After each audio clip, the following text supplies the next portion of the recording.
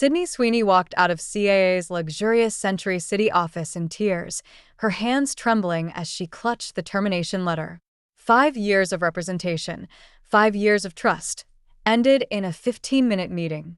But what the security camera in the conference room had recorded would reveal Hollywood's dirtiest deal, one that would destroy careers and expose the ruthless nature of talent agencies.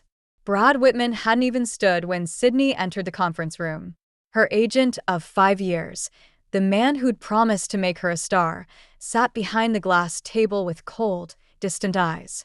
The same eyes that had once lit up when discussing her potential. "Sydney, please sit," Brad said, his voice devoid of the warmth she'd known for half a decade.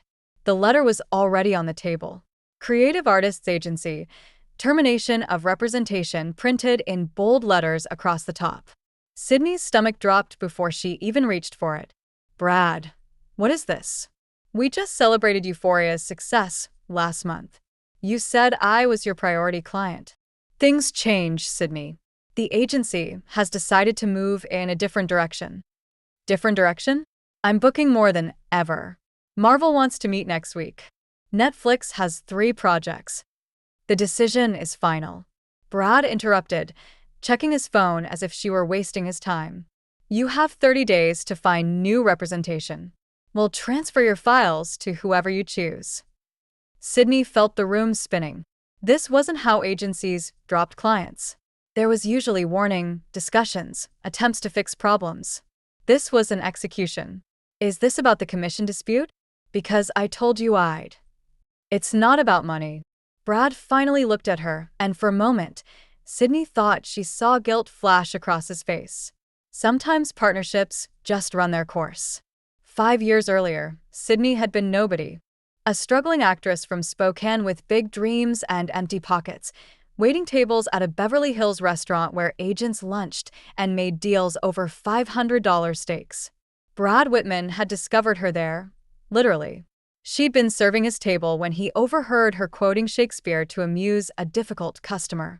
Something about her presence, her natural charisma, made him leave his business card with a simple note: "You belong in front of cameras, not serving food to them." Within a week, Sydney was sitting in this same CAA office, signing with one of the most powerful agencies in Hollywood. Brad had believed in her when casting directors wouldn't even see her. He'd fought for her to audition for Euphoria when HBO wanted bigger names. "You're going to be huge," Brad had promised that first day. "Trust me, Sydney. I'll make you a star." And he had. Under Brad's guidance, Sydney had gone from indie films to HBO's biggest show. Her quote had risen from $5,000 per episode to $500,000.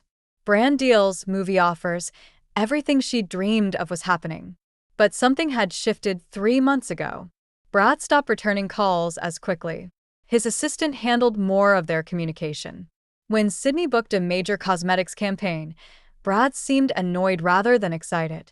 "Brad, please," Sydney pleaded in the conference room. "Tell me what I did wrong. Whatever it is, I can fix it." "You did nothing wrong." The words sounded rehearsed, hollow. "This is a business decision. Nothing personal." "Nothing personal?" 5 years of building her career together, and it wasn't personal? Security escorted Sydney out like she was a threat. Other agents averted their eyes as she passed their offices. The receptionist, who'd always greeted her warmly, now stared at her computer screen. In the parking garage, Sydney sat in her car for 20 minutes, trying to process what had happened. Then her phone buzzed. A text from Emma Richardson, Brad's assistant. "Can't talk now. Meet me at Starbucks on Wilshire in an hour. It's important." Sydney's search for new representation should have been easy. She was coming off Euphoria's most successful season, had a clean reputation, and strong relationships in the industry. But every meeting ended the same way. "We'd love to represent you, Sydney, but our client list is full right now. You're incredibly talented, but we don't think we're the right fit. Maybe try a smaller agency? We're not taking new clients." WME, UTA, ICM. Every major agency had the same response. Even boutique agencies seemed nervous when she walked in, as if her presence was somehow toxic. After 2 weeks of rejections, Sydney met Emma at a small cafe in Santa Monica, far from the entertainment industry's usual haunts. Brad's former assistant looked nervous, constantly checking over her shoulder.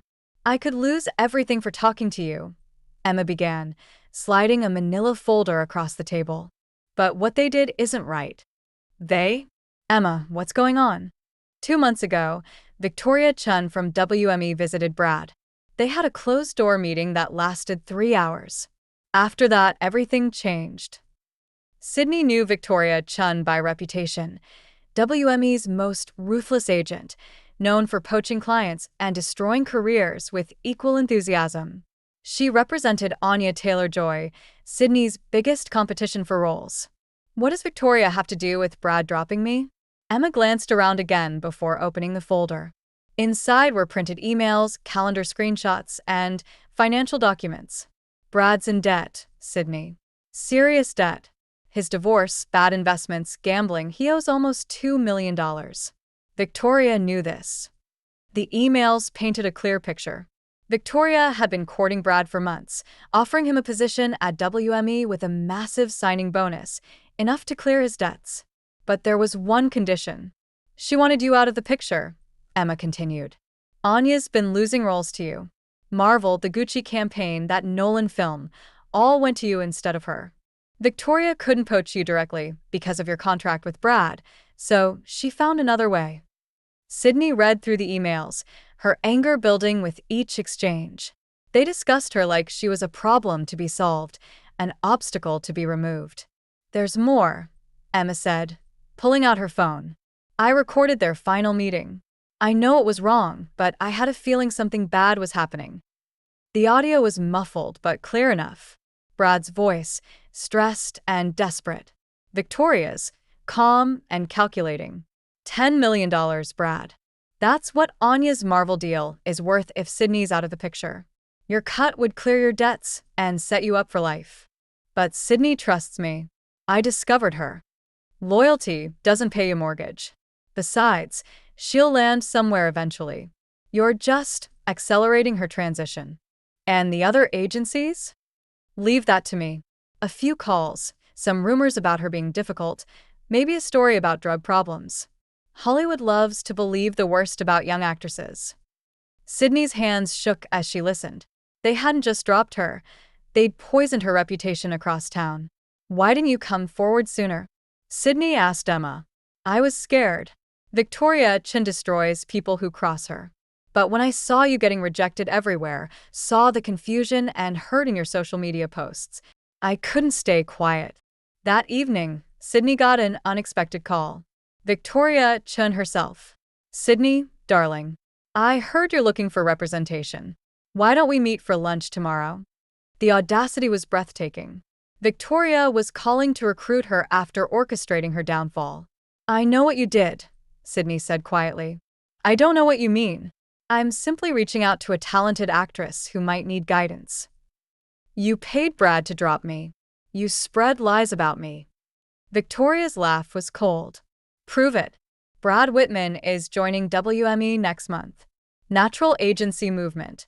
As for you, well, perhaps you should have been nicer to the people who helped build your career." "This isn't over, Victoria." "Oh, Sydney. In this town, it's been over since the day you started winning roles meant for my clients. Enjoy obscurity." Sydney hired Michael Torres, an entertainment lawyer known for taking on powerful agencies. His office in Beverly Hills was modest compared to CAA's glass towers, but his reputation was fierce. "Agency collusion is illegal," Michael explained after reviewing Emma's evidence. "If we can prove they conspired to blacklist you, we're talking major damages." "It's not about money," Sydney said. "I want my career back. In Hollywood, those are the same thing." "But Sydney, going after CAA and WME simultaneously? You'll be taking on the most powerful forces in entertainment. They took everything from me. My projects are falling apart. Directors who loved me won't return calls. I'm losing roles I'd already booked." Michael nodded grimly. "Then we fight. But we need more than Emma's recordings. We need proof of the financial arrangement." The break came from an unexpected source. Jake Martinez, a former WME accountant, reached out through Michael's office. He'd been fired 6 months earlier for questioning suspicious transactions. Victoria Chen has a shadow account, Jake explained during their clandestine meeting. Off-books payments to influence deals. Brad Whitman wasn't her first victim. Jake provided bank records showing a $10 million transfer from Anya Taylor-Joy's production company to a shell corporation. That same corporation had paid Brad Whitman's debts exactly 1 week after Sydney was dropped. She's done this before, Jake continued, showing them a list. 3 other agents, 4 actors eliminated from competition. Victoria calls it market correction. Sydney recognized some names: actors who disappeared from Hollywood overnight, agents who'd suddenly switched firms. All have been obstacles to Victoria's clients. "Why didn't you report this earlier?" Michael asked. "With what proof?" Victoria covers her tracks. Besides, who'd believe an accountant over Hollywood's most powerful agent? But now they had Emma's recordings, Jake's documents, and Sydney's determination. It was enough to build a case. The investigation revealed more disturbing patterns. Victoria had planted stories about Sydney being difficult on set with anonymous sources. She'd convinced brands to drop Sydney by suggesting drug problems that didn't exist. Every rejection Sydney had faced traced back to Victoria's network. She didn't just want me out of Anya's way, Sydney realized. She wanted to destroy me completely. Michael's research uncovered something else. Brad's desperation went deeper than debts.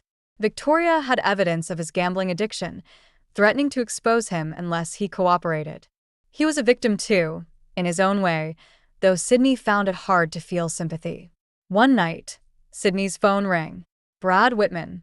"Sydney, I'm sorry. I know that means nothing now, but..." "You're right. It means nothing. She has things on everyone. Photos, recordings, financial secrets. Once Victoria decides you're a problem, you either play along or get destroyed. So you chose to destroy me instead. I thought you'd bounce back. You're talented, young. I'm 50 with 2 kids, and debts I couldn't pay. You were supposed to protect my career, Brad. I trusted you.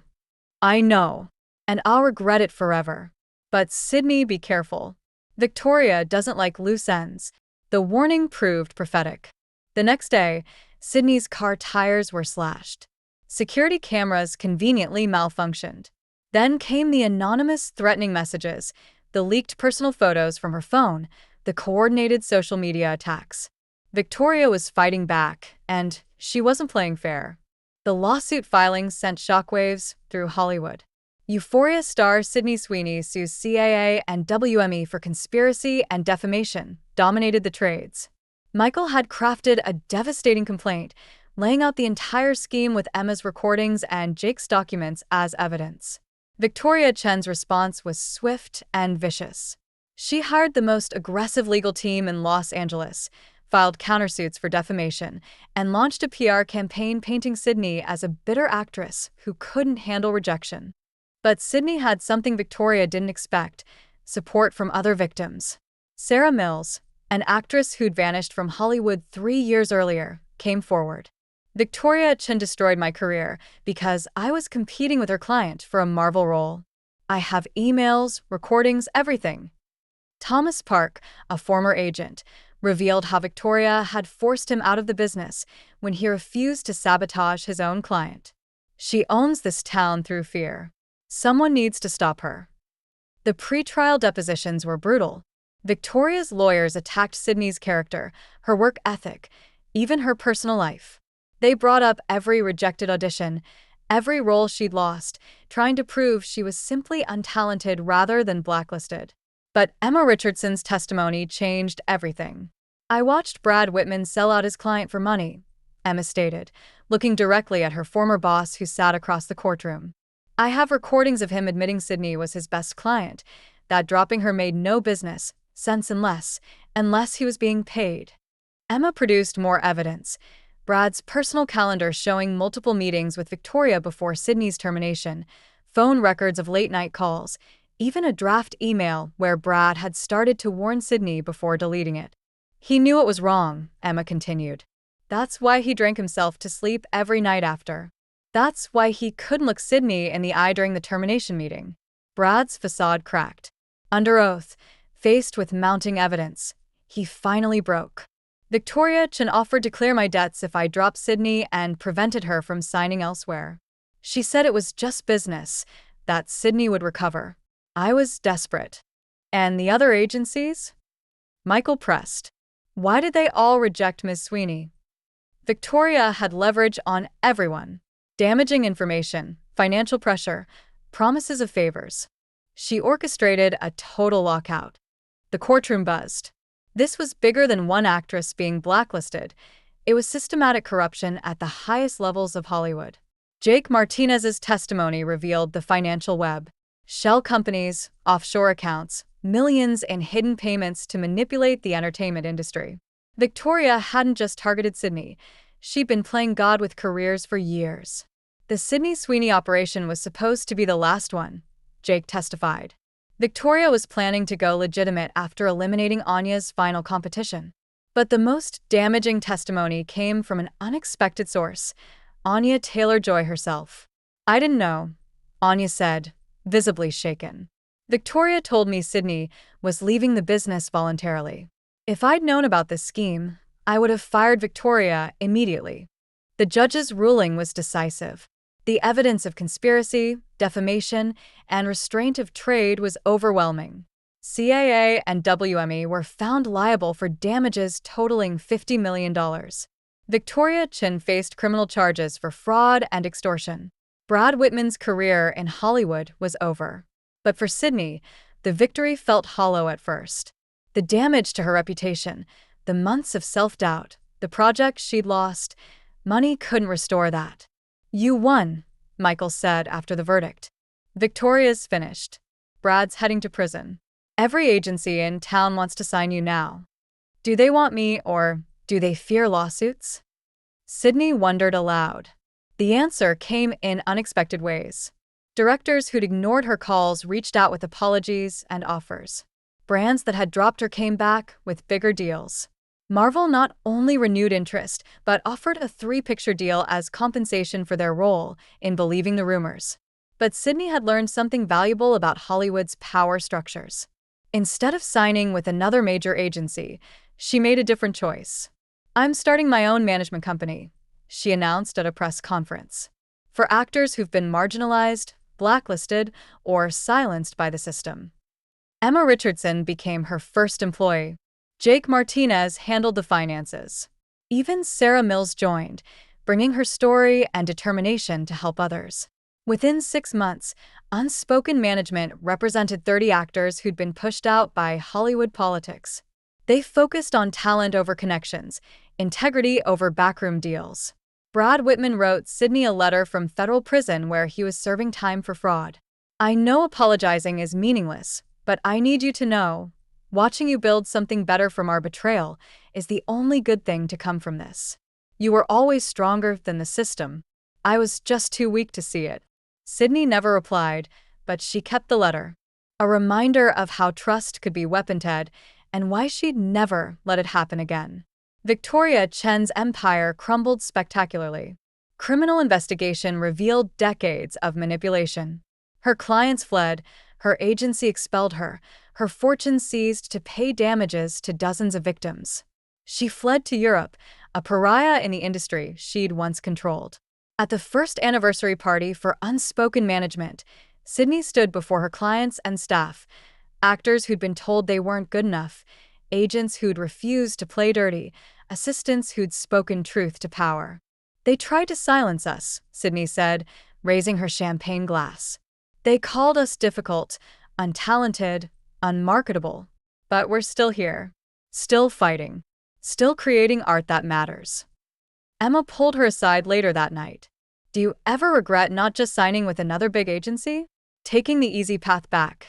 Sydney looked around the room at the faces of people building careers on their own terms, free from the toxic systems that had nearly destroyed them all. Never, she said. They taught me that Hollywood power comes from controlling access. So, I created my own doors. The girl from Spokane who'd been served termination papers in a sterile conference room had become something more dangerous than Victoria Chen ever was, someone who couldn't be bought, silenced, or destroyed. And in Hollywood, that was the ultimate power.